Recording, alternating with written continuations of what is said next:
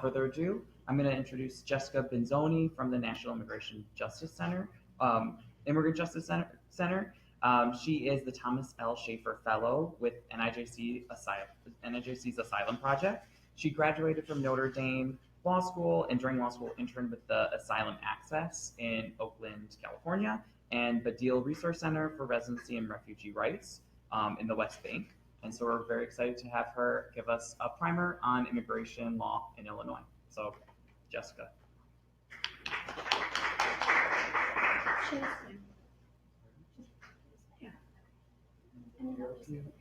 Perfect. Okay. Hi, I'm Jessica. As he said, I work at the National Immigrant Justice Center on their asylum project. I won't go into it too much today, but NIGC has several different projects that provide multiple different types of direct legal services. So the area of law that I specialize in is asylum law, but today's presentation will be basically a primer on the work that a immigration nonprofit will do, and I'll use our organization as an example. I'll also talk about things to look for or things that are just particularly important when dealing with non-citizen clients. And then I'll also talk about the recent executive orders and some of the implementation memos, because I know that that is what everyone's reading in the news these days, and I think what people have the majority of questions about. So we'll end with that and then give you guys an opportunity to ask some questions, particularly about what's going on currently in the immigration landscape. So the National Immigrant Justice Center is based here in Chicago. We offer a variety of different services. Mainly what we're known for is our direct legal services. So that is direct attorney to client representation. We provide services for immigrants, refugees, and asylum seekers. And the more broad-based work that we do is related to policy and also to strategic litigation, which I'll talk about. So we currently serve 10,000 immigrants a year, but we're only able to do that because we have a network of pro bono attorneys that partner with us and help us take cases. They start with us from the very beginning after we've taken a case, and they follow that case through to completion. And we work with them mainly to provide tech support and just to be there to answer questions, look over anything that they're going to submit to the government, and generally just run interference on any client issues or things that they're not familiar in dealing with when dealing directly with an individual client. So NIGC's approach, as I said at the very bottom right, is legal services, and that's the bulk of the work that we do.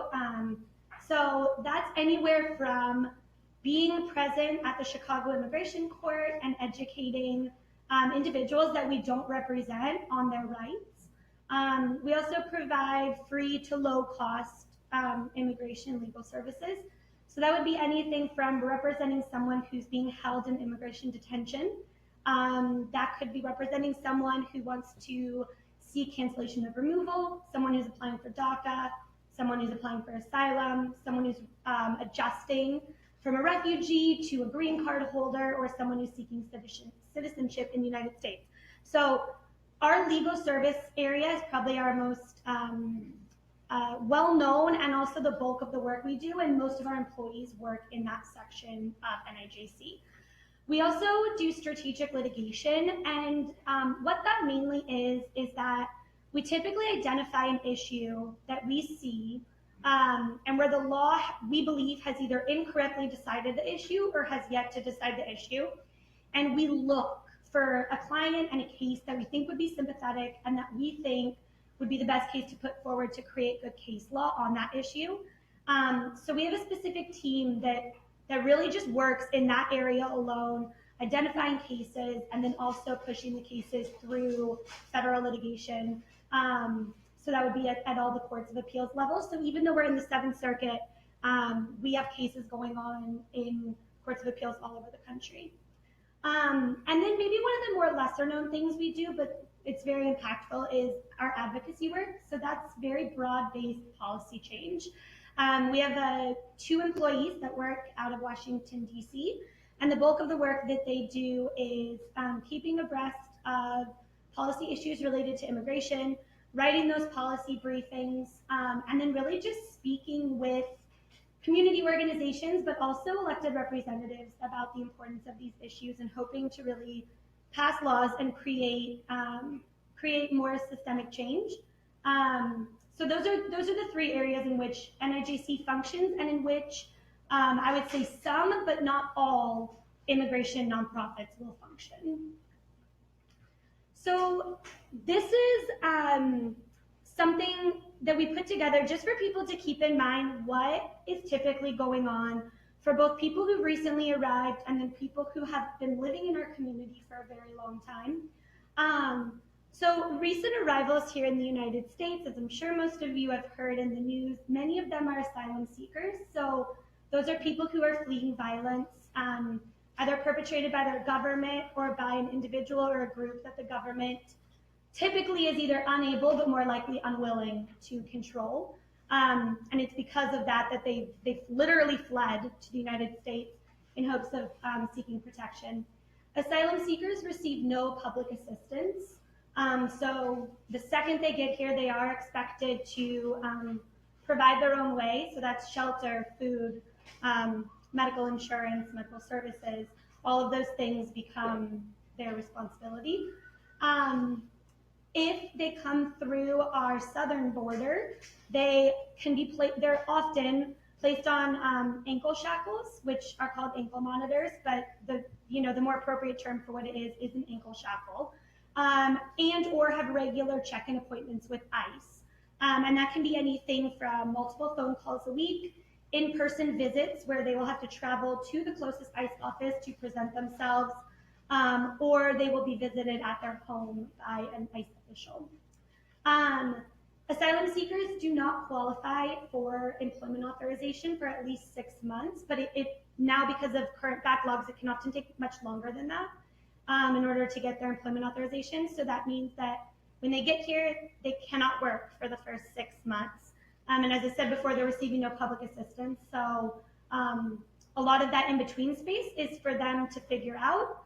And so part of what we do too is we help to make connections between asylum seekers and social services that can provide some of the things that our organization can provide.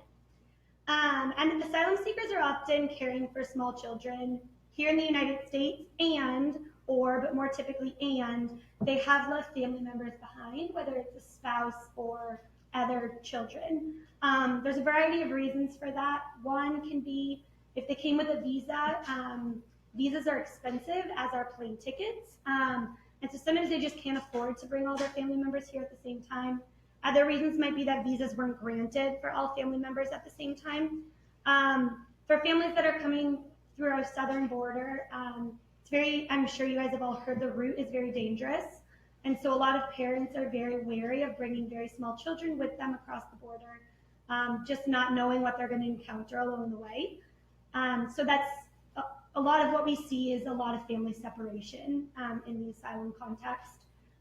Asylum proceedings are currently taking anywhere between 1.5 to 3 years, but it's much more likely that it will be far longer than that. So asylum proceedings either take place in an administrative procedure called the asylum office, or they're taking place in court.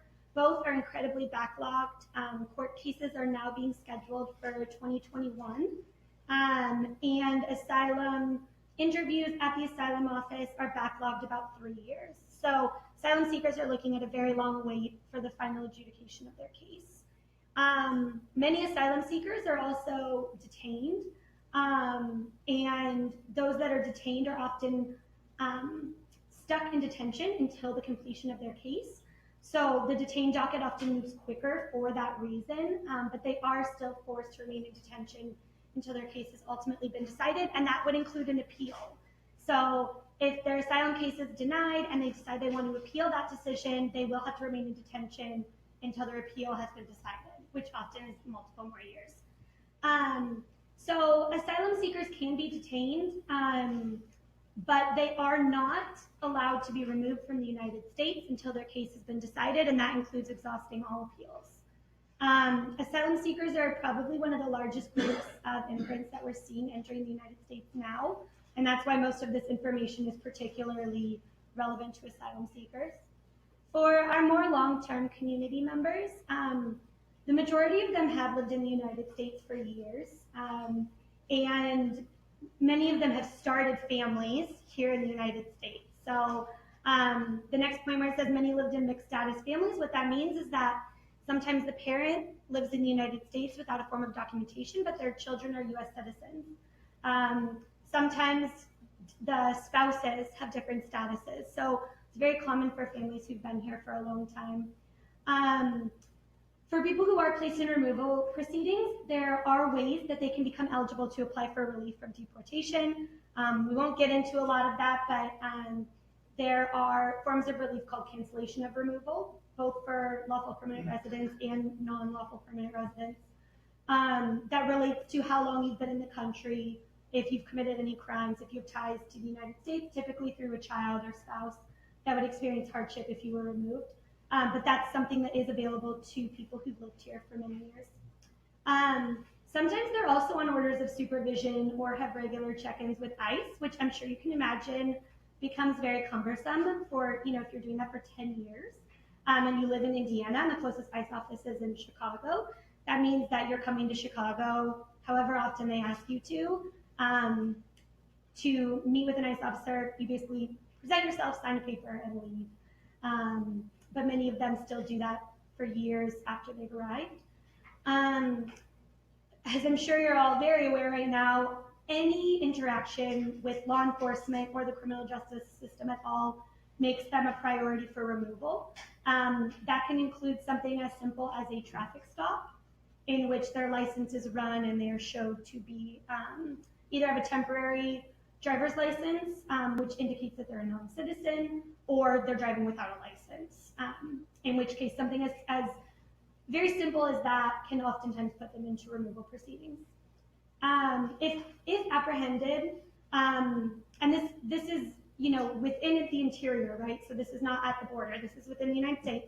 They can be subjected to expedited removal, which is you're basically removed without the benefit of getting to go before a judge and give your case. So you basically sign a paper saying that you're willing to be removed to your home country without seeing a judge. But many people, as it says, are pressured or coerced into waiving their rights and signing a paper saying that they're willing to be removed. And part of what our organization has taken on doing is safety planning with families based on the recent enforcement actions, especially for mixed status families, so parents who are undocumented but who have US citizen children, making sure they have a place for their children to go if they were ever detained and or deported. So this is a question that comes up a lot. Some of you may have it and some of your family members may have it. People ask, why do they not just wait and come the legal way? So as I said before, courts aren't even scheduling hearings until 2021. So trying to come through that system is all but near impossible. Family-based processing literally takes decades, and it takes decades especially for countries that we've seen large levels of immigration from in the past, because it's based on country and your relation to an individual. So I can't say like it will take this long or this long, because it all depends on what country the person is coming from and also who they're related to that is sponsoring them or applying for them. But it does take many years, and often you would have had to have been applied for like 10 or 15 years ago to even be getting a green card now to enter the United States. There is a very punitive system that keeps people who've been here for a long time who are otherwise eligible from regularizing their status. One is if you claim to be a US citizen. People think that why would anyone do that? Oftentimes people are confused and they don't know that that's what they're saying when they say that. Sometimes they think that they're claiming US residency. They don't realize that they're claiming US citizenship. Other times people have told them to say that and they don't know that it could get them in trouble in the form of never being able to regularize your status. And another thing is having lived in the US for more than a year without documents. It makes it so that many people who would otherwise be eligible are no longer eligible. And obviously our system is in need of reform, which can be seen like this. This is literally a chart called Find Your Way to a Green Card. The little green boxes are all where someone got, like, where it led to a green card. The red are where, like, it's a no-go. You're not getting a green card. But this shows how complicated our immigration system is right now and the different levels at which people need to pass through the system in order to get some form of status here in the United States. And it's just much more difficult than most people think. This chart is obviously so complicated, like I haven't even fully looked at it, but it's just a picture of this is what we're asking people to navigate when they come to the United States. So now what I think is probably the most interesting thing in our time right now is the recent executive orders and implementation memos. There have been 5 that are, I think, of just particular interest, and so we'll go over them one by one. There's 3 executive orders, 2 implementation memos. So this is the one that's been in the news a lot. So this is the executive order that's titled the Foreign Terrorist Entry. But what it's now called is either the travel ban or the Muslim ban. So this executive order limited immigration from what was 7 but is now 6 countries. Iraq was taken off of the list, and this is just an interesting point just because it's very current news. When Iraq was taken off the list, they actually had to negotiate for that, and part of what was negotiated was that they would agree to finally issue travel documents to Iraqis who had been ordered removed from the United States but could not go back because Iraq was refusing to issue travel documents. So these are people who've lived in the United States for like 20 years. Typically they were ordered removed for like a petty drug offense. And they've been living here for years. But because of this agreement, Iraq all of a sudden started issuing travel documents to people. And so I don't know how many of you heard about this, but recently there was a large group of Iraqis, predominantly Chaldeans, so Iraqi Christians, who were rounded up, arrested, and placed in detention. That was kind of a backlash that happened from Iraq being removed off of the travel ban, just so you understand that connection. But Iraq is no longer on the list of countries that is banned from traveling to the United States. So after the initial backlash, several things changed. One is that it no longer applies to lawful permanent residents, so those are green card holders, or people that have valid visas. So when it initially happened, people who had valid visas or who were green card holders are being stopped at the airport, detained, and or sent back to the country that they had flown in from. So that no longer applies. It still bars refugee entry, except for those who've already been authorized to travel. Even with this, there's some, I think, argument about what already authorized to travel means, because there have been several people who have authorization to travel, but have found out that they're no longer able to enter the United States, so they can't leave.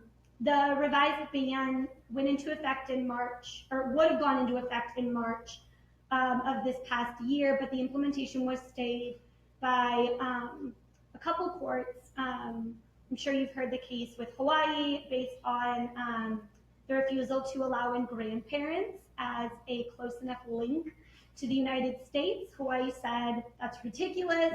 Grandparents are as close as you can get to being a relative of someone in the United States. Recently, the Supreme Court just agreed with Hawaii and said, for now, we're going to let in grandparents, but they're upholding the refugee entry ban. So it was kind of a mixed decision in that regard. Obviously, there's doubtful constitutionality of this executive order, mainly because it is predominantly based on religion.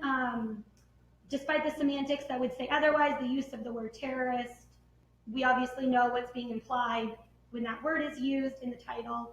And so I think that any constitutional claims against this executive order will come from that. And then also just doubtful legality. So you can't discriminate based on someone's national origin. So there could be some more litigation that comes up related to that as well. So this is the executive order that I think is the hope that there will be a wall built between the United States and our southern border. As it says, in and of itself right now, it doesn't do much, but what it's outlining is what the plans are for the future. So there is a plan to build a wall. There's research going into that that's been furthered by the implementation of this executive order. Obviously, though, that would require appropriations, so it's very hard to know if and when that would even happen. It also disparages parole for arriving asylum seekers. So parole is what allows someone basically to bond out of detention or also to be paroled into the country. So if someone's at the border and they're asking to be let into the country but they don't have documents, typically what's happening right now is that if they claim to be afraid to return to their country, they're being paroled into the country despite the fact that they don't have documents. And so some of that I think would ultimately change under a memo like this. It does also seem to call for expansion of expedited removal, so that's what I was speaking about earlier. That is where people waive their right to go before a judge and they're immediately removed to their country. Expedited removal also happens in the context along the border. Excuse me. So people who just arrive in the United States, they assert or claim a fear of returning to their country. They'll still be presented with the option to take expedited removal. Many people become scared, they don't know what to do, and they sign it and they go back, not knowing that their right is to go before a judge and to give their case about why they're afraid to return. It also calls for more criminal prosecutions. So this is just criminalizing more activity that we haven't seen criminalized in the past for non-citizens. It resurrects the idea of waiting abroad for your court hearing, which used to be a thing of the past and did not work well for obvious reasons, but it's toying with the idea of bringing this back. And it's also kind of researching the idea of having foreign aid to Mexico being reported or revealed, mainly so that they can know how much money Mexico has and if they're able to afford to pay for the wall. But once again, none of these things have actually happened. It's more research-based at this point. But what it also is it gives you an inkling of where this administration would like to go in its immigration enforcement. So this is an executive order on public safety on the interior. And so interior is basically just anything that happens when someone is within the United States. So it wants to have more cooperation between the federal agencies and local law enforcement, and seeks to penalize sanctuary cities by taking away federal funding. So one thing that's important to know about sanctuary cities is that I think there's often a misrepresentation of what sanctuary cities are. Most people think that it is a city in which someone will be entirely safe from removal from the United States, as in you cannot be deported if you live within the city. That's not the case. What a sanctuary city is a city that is declared that their local law enforcement will not cooperate with ICE. So they cannot stop ICE from going to someone's house. They can't stop ICE from going to someone's place of work or conducting a work raid. But what it does mean is they will not tell ICE when someone has a court date. They won't tell ICE where someone lives. They won't accompany ICE to someone's house to apprehend them, which is a common tactic that's used where local police will accompany ICE to a person's home. They will knock on the door, and when the person says, "Who is it?" they'll say it's the police. But really, it's ICE working with the police. So sanctuary cities just prevent that type of cooperation. They don't protect someone from interior enforcement or ICE's enforcement actions within the United States. What it also does is it starts to prioritize different categories for removal. So under President Obama, removal priorities were for people who committed serious crimes. So this is either serious drug offenses or mainly trafficking, and violent offenses, people who we deem to be threats to national security, which there were also a lot of problems with that then too. Recent arrivals and people with prior removal orders. So that's someone, like I said before, with the Iraqi Christians who had been ordered removed. They had prior removal orders. It's also for someone who is ordered removed, leaves the country, and then happens to come back in without being detected. They're considered to have a prior removal order. Right now, there's enforcement priorities for people who were eligible under the prior administration for prosecutorial discretion. So that's long-term community members, people who have current or future relief that they're eligible for, and people with just generally other compelling factors, meaning people with children here in the United States that may be sick, things like that, that in the past we could give people something called prosecutorial discretion, but right now even those people are considered to be an enforcement priority. There is also new priority categories that include everyone who is, and I'll quote it, convicted of, charged with, or who have committed acts constituting any criminal offense. So this isn't just the crimes that we typically think of, it's also what's deemed illegal entry. So that's someone who comes across the border without papers. They are now, just by virtue of having done that, an enforcement priority. So secure communities, what secure communities is a database in which anyone who is arrested is fingerprinted, and those fingerprints are shared by the FBI with ICE, and then put into an immigration database. It also works the other way around, where if someone has a criminal case and then is stopped by ICE and is fingerprinted, their criminal case will pop up. It's more common in the context of local law enforcement, pulls someone over, runs their fingerprints. All of a sudden, ICE gets access to those fingerprints that were just run. And what ends up happening is that if the police station then arrests that person, takes them to jail, and let's say they're hypothetically sentenced for 3 weeks, okay? They're gonna be detained at the county court or county jail for 3 weeks. Now ICE knows that they're in the criminal court, they're in the criminal proceeding, and they know the date that they're going to be released from jail. So they place a detainer on that person, and what that detainer does is it means that the police can only then release that person to the custody of ICE. So they can't release that person, they release them to the custody of ICE. So basically what Secured Communities does is it helps ICE continue its interior enforcement by using databases that are built up by both the police and the FBI, and then using them to place detainers on people. What ICE would then do after that person was released to them is they would then detain them in immigration custody. And they would be detained, as we talked about before, until the completion of their case, until they sign something saying that they're willing to waive their rights and take expedited removal. For people who are asylum seekers, it would be until the completion of their case.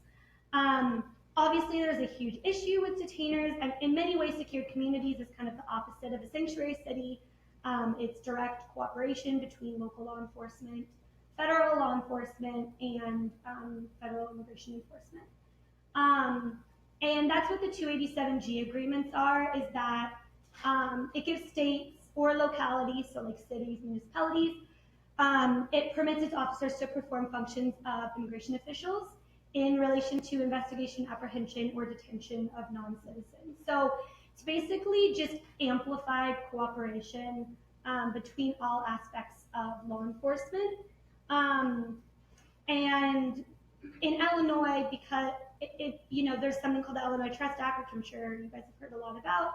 It's currently sitting before the governor, and he will either say yes to it, or he will let it just pass and it will get put into action, or he'll veto. And so that's something that we're waiting to hear about, but it would directly impact secure communities. So these are some of the rumors that we've been hearing and things that we also think are highly possible, just given the rhetoric we've been hearing. So obviously the expansion of expedited removal, including to this region, we haven't seen it yet. It's typically been it was in the one executive order that's more of kind of a research project than any form of action. But we are just hearing a lot about it, and it's something just to keep an eye out for. The reason expedited removal is really concerning is because a person is making a decision without any advice from legal counsel and without getting to see a judge. And obviously, like as law students, there are so many due process implications in asking someone to waive their rights without going before a judge or speaking with an attorney. Oftentimes people don't even know they're eligible for things like asylum until they meet with an attorney or they go before a judge.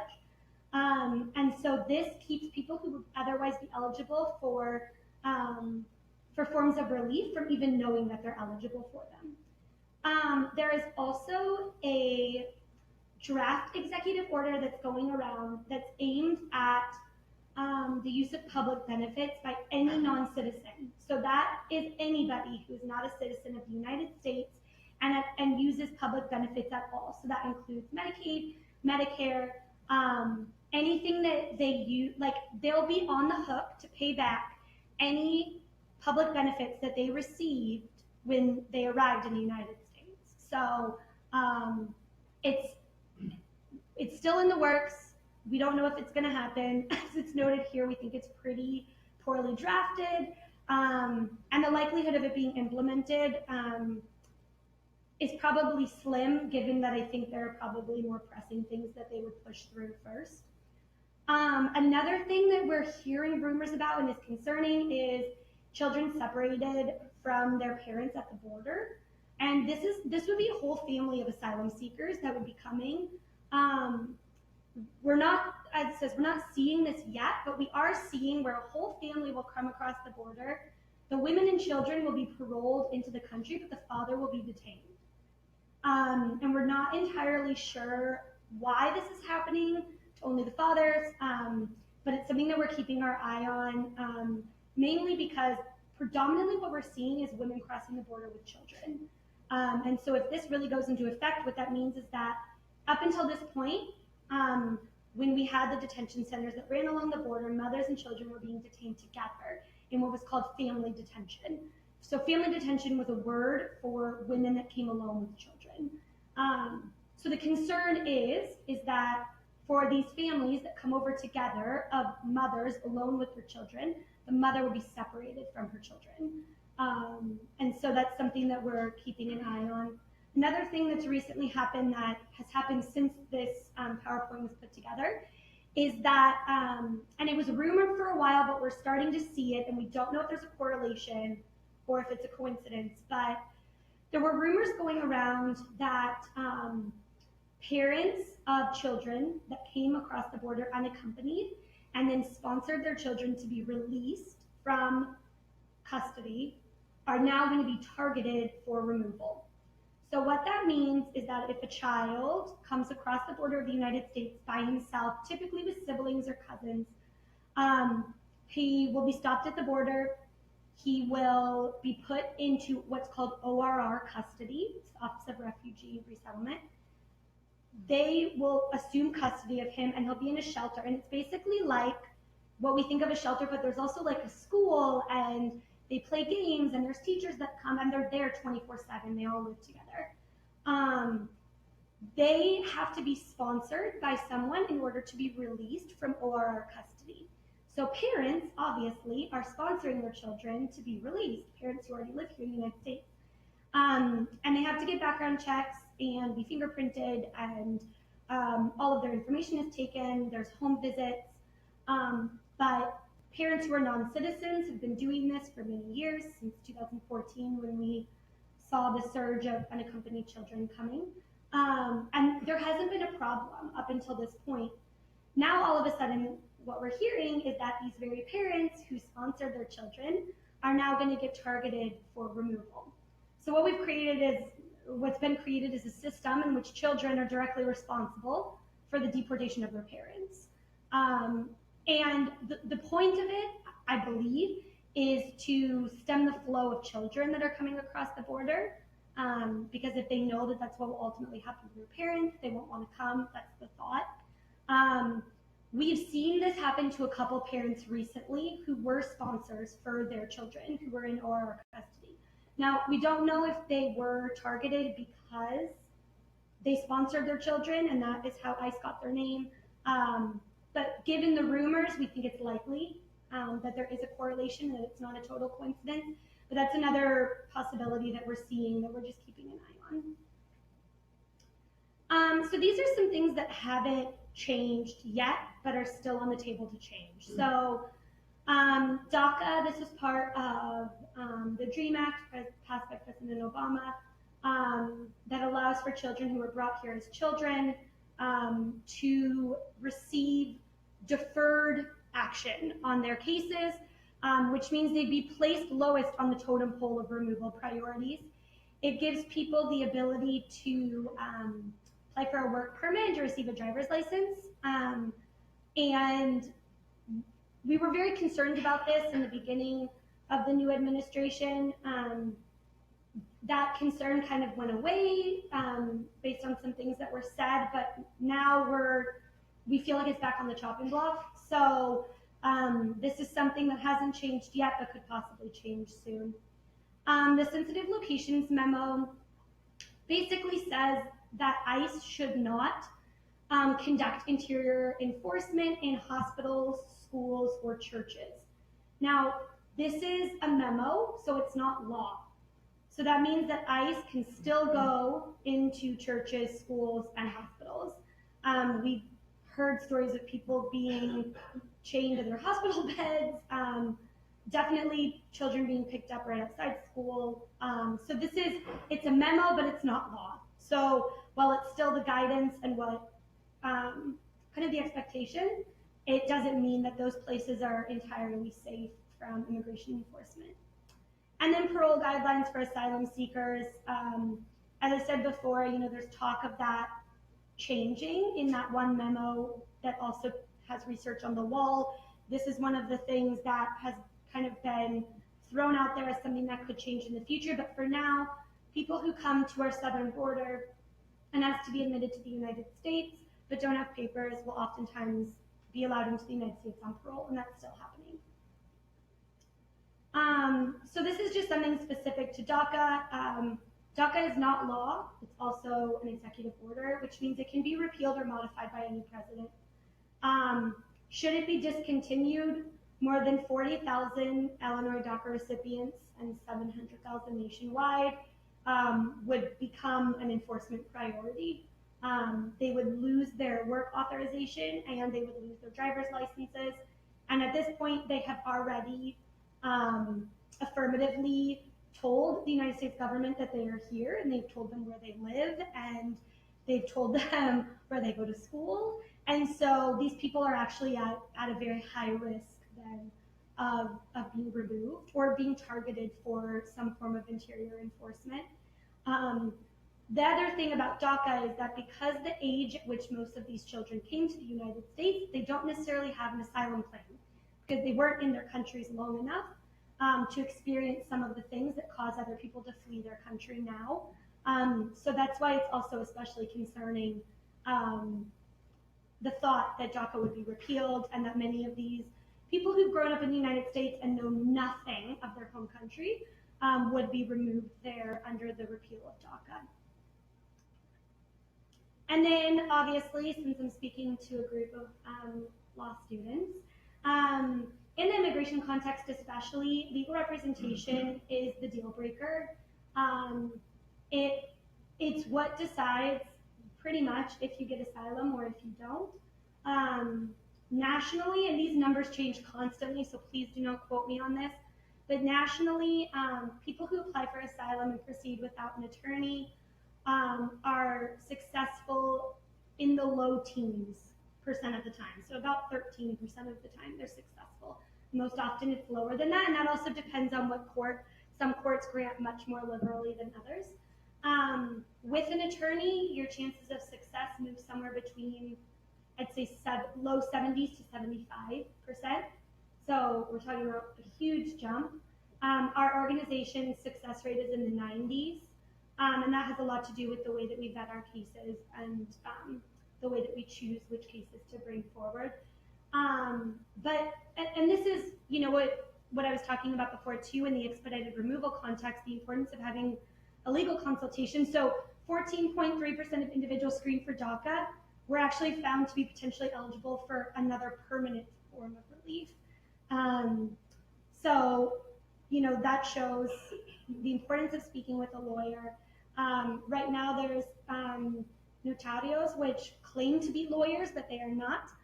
They will often submit documents on behalf of people, but then cannot represent them in court. This is very concerning, and we've seen people preying on the immigrant community and preying on their fear. Places that will pop up and then disappear overnight after they've, submitted like thousands of people's asylum applications or family petitions and taken all of their money, of course. And so, of course, we just always recommend that people who think that they may be eligible for a form of immigration relief or want to talk to a lawyer, that they consult with a licensed attorney or an organization that's recognized by the BIA. Obviously, the new enforcement environment created significant fear. The amount of time that we receive calls of people just saying they're afraid, it's grown exponentially. It's not to say it didn't happen before, but it's happening far more now.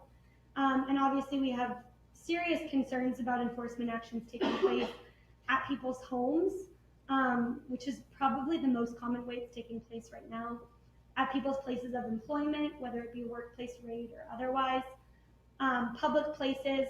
So that would be parks, schools, churches, and anytime there's contact with government entities. So that's being picked up at a courthouse when you go to your immigration court hearing, or for women who've experienced domestic violence and they're going to court to testify against their abuser. Some of them are being picked up at court by ICE.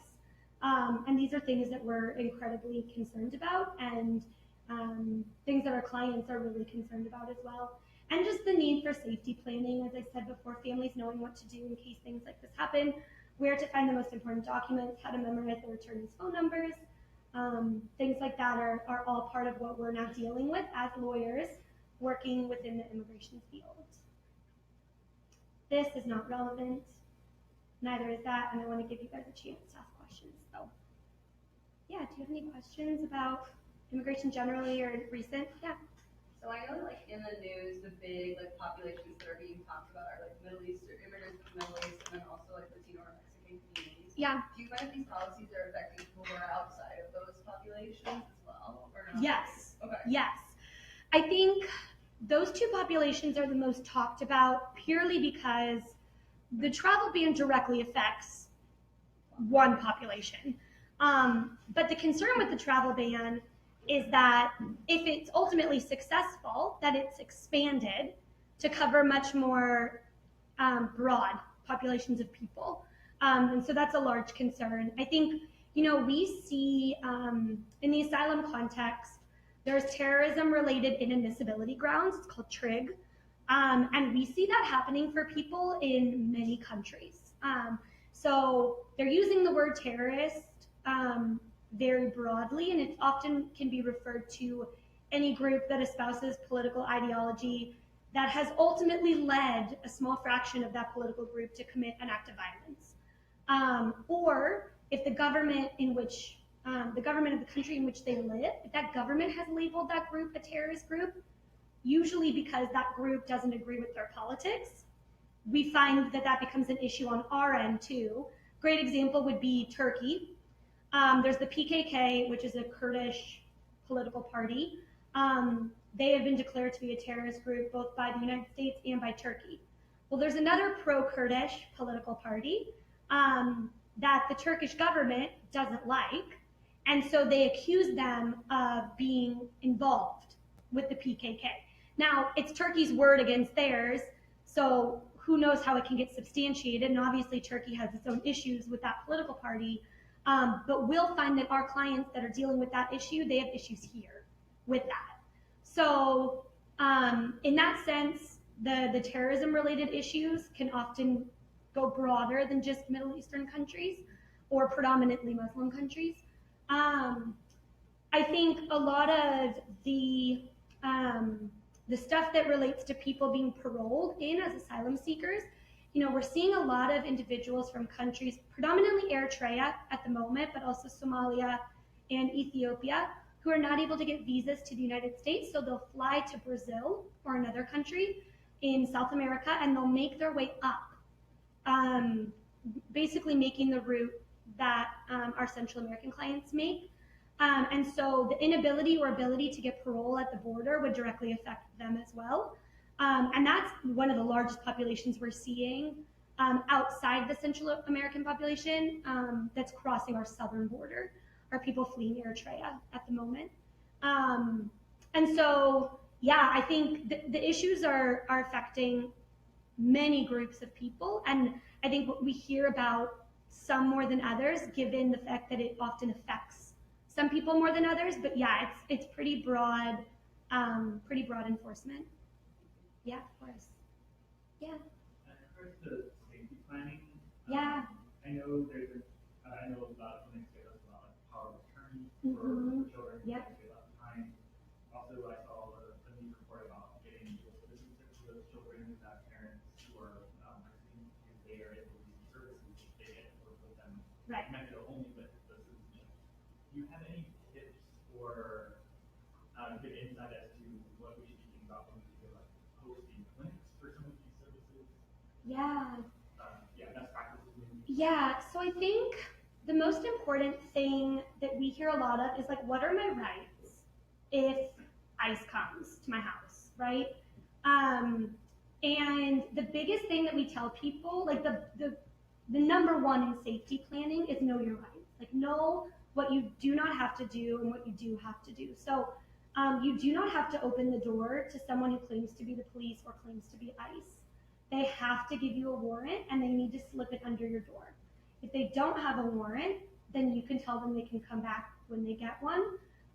But you are under no obligation to open your door to ICE officials without a warrant. So that's the first thing that we tell people. And then obviously, if it happens that someone is taken into custody either by police or by immigration officials, oftentimes, by the way, they don't know the difference. And so this makes it hard because we have to wait sometimes to hear from either their public defender or their ICE officer until we know who's holding them. But knowing that they have the right to remain silent, and they do not need to concede what country they were born in. They don't need to answer that question. And then also to constantly reinforce their right to speak to their attorney. I think what happens a lot of times is that they're pressured into making decisions without their attorney. So that's like just the number one thing, is that I will not speak to you until I've spoken to my attorney. I will not speak to you until I've spoken to my attorney, just over and over again. I think in terms of safety planning, for children, I think guardianship orders are great. We use them more in the SIJ context, which is special immigrant juvenile visas. But the issue with guardianships is that many courts here in Cook County they don't want to grant them. So we've just been running up against that a lot. The argument that we tried to make is that same one. More in the SIJ context, we've tried to make the argument like, well, if this parent is deported, we need someone else to have custody. And so I think having some of those documents drafted is very, very important. And knowing who they can call to get some of that done. As far as getting the dual citizenship, we don't really do work in that or recommend that. And the only reason I say that is because we're always concerned with the fact that people might be asylum eligible. And if you get a passport from the country that you claim you're afraid of, it indicates that you're not really afraid of that country. And so we're just very wary of people getting passports from countries they don't want to return to. So that's more the context in which I know about passports, because I predominantly work in asylum. But I'm sure in many contexts that would be a very useful tool. I just don't know enough about it to comment on it. Do you see any people seeking assistance in terms of safety planning with what happens to their small business if they have become an entrepreneur? No, we haven't seen that yet. I'm guessing that is a huge problem. Just a weird question, but okay. Yeah, sorry. So the question was, have we seen, in terms of safety planning, anybody asking questions about how to prepare their small businesses in the event that they're detained or removed? We haven't heard any concerns about that. I would say the majority of the clients that I'm working with in particular are recent arrivals. So they're literally just getting their feet on the ground. Many of them don't own businesses. Now, for the more long-term community members, this is a huge issue because most small businesses are owned by immigrants. And so I think that's something I haven't directly worked with, but I'm sure that it's something that has to be a concern and also something that probably is ripe for some good legal clinics and legal aid. And I think it would probably be best to work in that regard with someone who has experience less with immigration and more with like business law and business administration. Yeah, of course. Well, if there's nothing else, then please join me in thanking Jessica. That was a really great overview of kind of the hot topics. And they can always email me to their questions. So just fill out your evaluations. I know there was a group of you that kind of came in late, so sign in if you didn't, grab an